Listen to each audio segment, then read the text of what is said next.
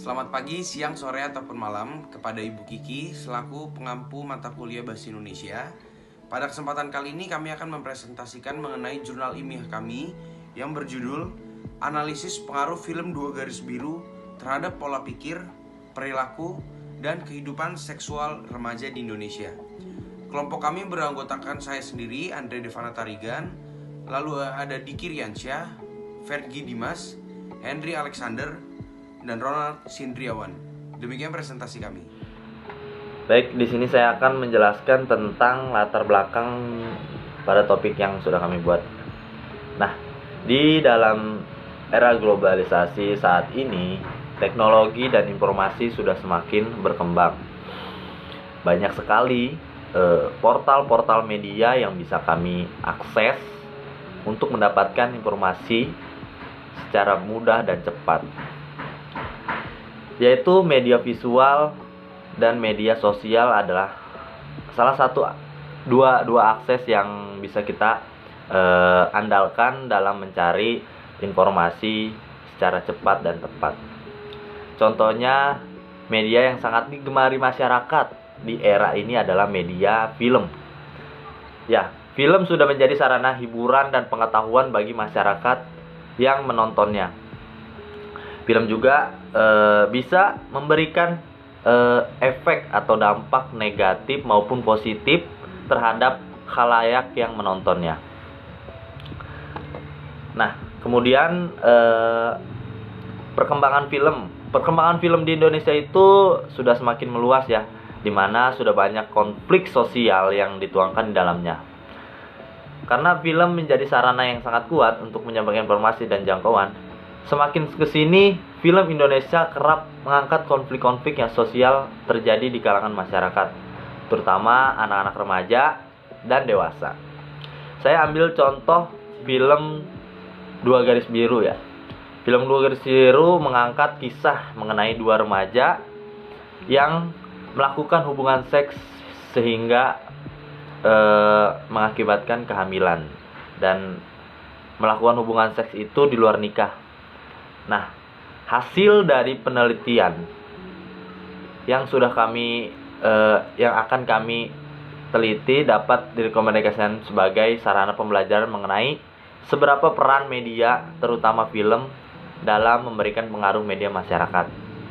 Nah, penelitian ini juga diharapkan dapat meningkatkan kesadaran masyarakat akan dampak efek bahaya dari melakukan hubungan seksual di luar nikah. Nah, kemudian lanjut ke identifikasi masalah. Identifikasi masalah ini yang pertama ada media film sebagai media komunikasi massa yang dengan mudah dan signifikan mempengaruhi pola pikir dan perilaku khalayak secara keseluruhan. Yang kedua adalah film Dua Garis Biru sebagai film Indonesia yang pada bagian metodologi penelitian, pada penelitian kali ini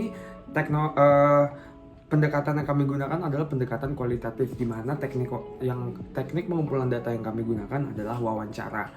Lalu unit analisis yang kami tentukan adalah pola pikir remaja-remaja di Jakarta Selatan. Lalu sumber datanya itu merupakan remaja-remaja di Jakarta Selatan yang sudah menonton film Dua Garis Biru. Kemudian pada bagian hasil dan pembahasan, kami sudah menentukan dari 10 narasumber yang sudah kami wawancara, yaitu merupakan 10 remaja-remaja yang tinggal di daerah Jakarta Selatan dan mereka yang sudah menonton Dua Garis Biru. Maka bisa dilihat di tabel berikut, ada 10 nama dan jawaban-jawaban dari pertanyaan rumusan masalah sudah kami tentukan. R1 itu rumusan masalah pertama dan R2 itu rumusan masalah kedua.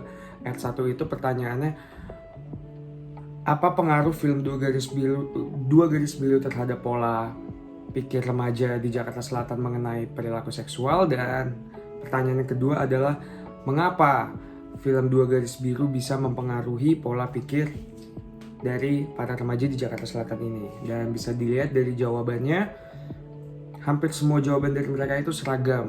Dan maka dari itu, pembahasan yang telah kami lakukan dan kesimpulan yang bisa kami tarik adalah bahwa 10 dari remaja ini menyatakan bahwa setelah mereka menonton film Dua Garis Biru, pola pikir mereka akan perilaku seksual, seks bebas, itu mereka jadi lebih aware, mereka jadi lebih mengetahui risiko-risiko yang bisa terjadi. Mereka mengetahui bahwa hal tersebut adalah perilaku yang menyimpang dan harus dihindari. Dan berdasarkan pertanyaan kedua, mereka sepakat bahwa film Dua Garis Biru, kenapa bisa film ini bisa sangat mempengaruhi, itu karena film ini dikemas dengan sangat baik, pesannya tersirat dengan sempurna, dan relatable sama konflik sosial yang sering terjadi di kalangan remaja. Jadi menurut mereka film ini sangatlah bagus dan pesan yang disampaikan juga efektif. Begitu. Presentasi dan jurnal yang telah kami buat, kami berharap agar penelitian kami ini dapat berguna bagi kebutuhan akademis untuk kedepannya dan juga dapat menjadi penambah wawasan bagi remaja-remaja di Indonesia. Di sini saya akan menjelaskan daftar pustaka dari kelompok kami. Nah, kelompok kami mengambil beberapa sumber dari sebagai berikut. Yang pertama, contohnya itu pertama ada pendidikan seks di kalangan remaja. Nah, pendidikan seks itu kalangan remaja itu seperti apa? Ada juga kan remaja-remaja yang melakukan hubungan seks. Nah, terus kritik ideologinya terhadap teks film Dua Garis Biru itu seperti apa? Nah, selanjutnya ada sumber yang lain itu ada penerimaan pesan seks pranikah oleh penonton dalam film Dua Garis Biru tuh, film Dua Garis Biru.